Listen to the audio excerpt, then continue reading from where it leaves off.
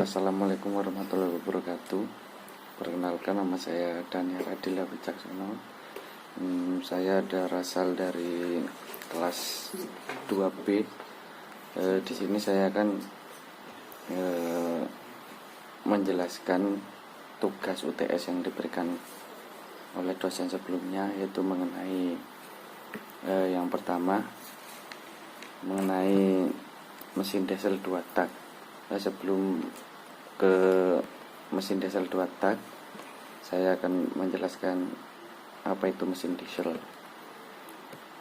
Mesin diesel merupakan motor bakar diesel, motor bakar pembakaran dalam yang menggunakan panas kompresi untuk menciptakan penyalaan dan membakar bahan bakar yang telah diinjeksikan ke dalam ruang bakar. Mesin diesel mesin yang tidak memerlukan busi, berbeda dari mesin bensin pada umumnya. Lanjut mengenai soal yang pertama, yaitu mengenai tentang mesin diesel 2 tak.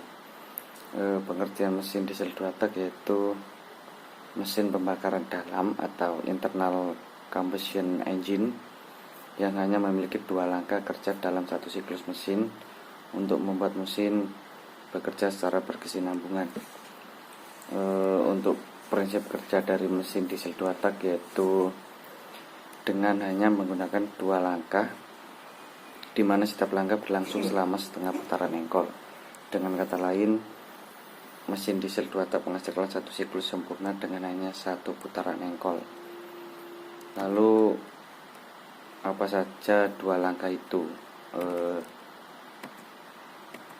Sebelum membahas apa itu 2 langkah, di sini saya akan menjelaskan komponen utama yang terdapat di dalam mesin diesel 2 tak. Yang pertama, yang pasti piston yang berfungsi sebagai pengatur volume ruang bakar. Lalu blok silinder merupakan tabung tempat bergeraknya piston. Lalu intake manifold sebagai saluran penyalur udara intake. Lalu ada blower atau turbocharge untuk mendorong udara agar masuk ke dalam ruang bakar. Lalu ada injektor sebagai media masuk solar dari tangki ke ruang bakar. Lalu ada exhaust valve berfungsi sebagai katup buang. Dan yang terakhir, exhaust manifold berfungsi sebagai saluran gas buang mesin.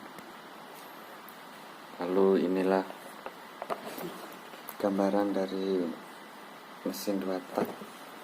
Sini ada piston dan komponen-komponen lainnya. Lalu melanjutkan, setelah mesin diesel 2 tak, lanjut ke nomor 2, yaitu mesin diesel 4 tak. Mesin diesel 4 tak adalah internal combustion engine yang memiliki 4 langkah, berbeda dari sebelumnya 2 tak 2 langkah, dan ini 4 tak menjadi 4 langkah dalam satu siklusnya. Mesin diesel 4 ini sangat hampir mirip dengan mesin bensin, sehingga sulit untuk membedakan keadaannya dalam membongkar di mana mesin bensin dan di mana mesin diesel 4 tak. Prinsip kerja mesin diesel 4 tak yaitu menghasilkan satu pembakaran tiap siklus, di mana per siklus terdapat 4 langkah. Setiap langkah berlangsung selama setengah putaran engkol, sehingga bisa dikatakan mesin diesel 4 tak menghasilkan satu putaran dalam 2 kali putaran engkol.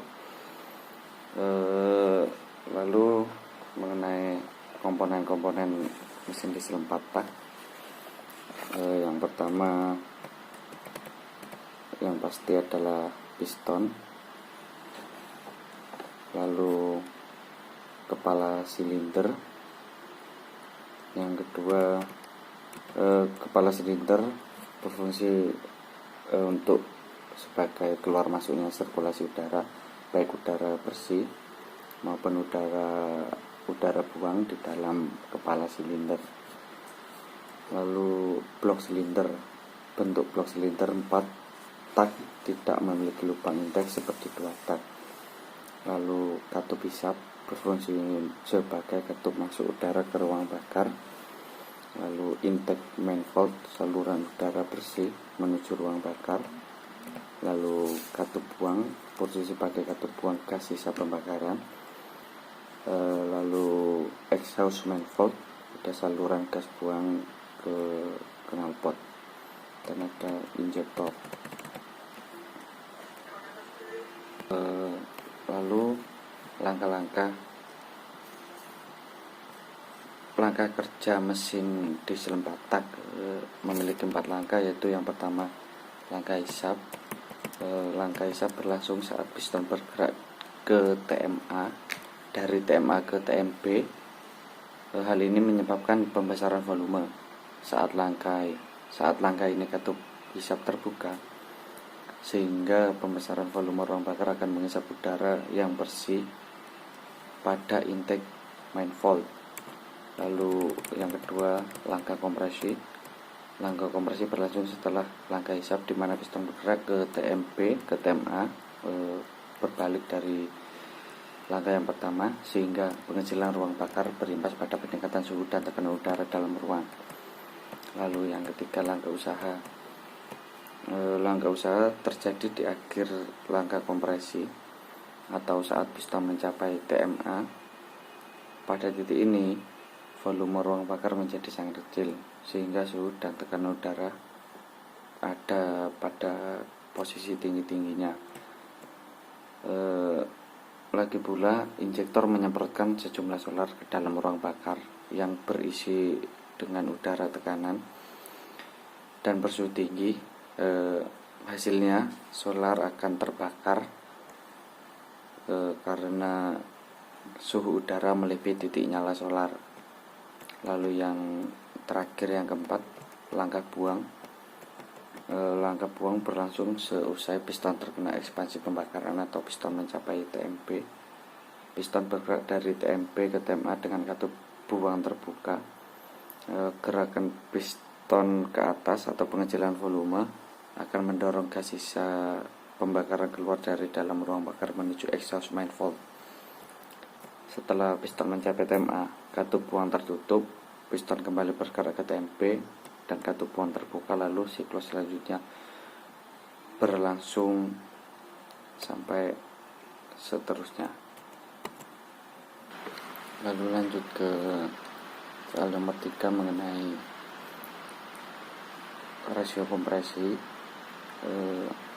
Kompresi rasio pada sistem pembakaran mesin diesel merupakan nilai yang mewakili rasio dari volume ruang bakar secara keseluruhan sebelum dikompresi, di mana posisi piston berada di paling bawah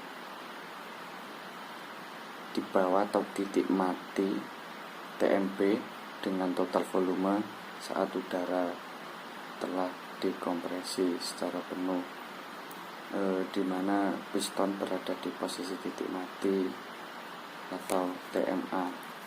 Dan rasio kompresi mesin ini adalah salah satu spesifikasi paling dasar dari keseluruhan sektor mesin kendaraan. Untuk lebih jelasnya bisa melihat gambar yang ada di handphone, ya seperti ini. Yang sebelah kiri merupakan sebelum dikompresi, yaitu memiliki volume udara yang besar. Lalu yang sebelah kanan sesudah dikompresi dan memiliki volume ruang yang sedikit atau tertekan. Lalu untuk soal yang terakhir mengenai volume piston displacement, yaitu volume langkah atau piston displacement,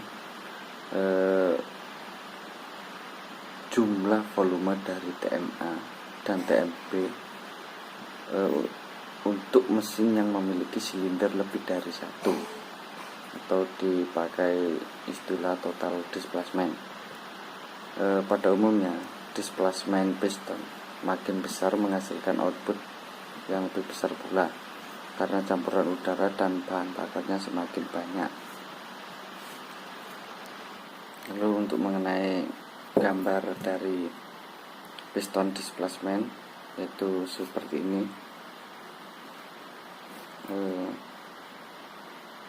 Nah, seperti ini. Dikarenakan piston displacement hanya dimiliki silinder dari lebih dari satu, mungkin gambarnya seperti ini dan seterusnya. Lalu mengenai clearance, yang dimaksud clearance yaitu jarak aman antar piston dan dinding liner. Jadi clearance itu harus pas dan tidak boleh terlalu rapat, apalagi terlalu renggang. Kalau semisal terlalu rapat, ketika piston bekerja akan sangat tinggi terjadi pemuaian. Bila terlalu renggang juga tidak bagus, karena dapat merusak kinerja dari piston itu sendiri. Mungkin itu saja penjelasan dari saya mengenai soal UTS yang diberikan dosen sebelumnya. Mungkin kalau ada salah kata saya mohon maaf. Terima kasih. Wassalamualaikum warahmatullahi wabarakatuh.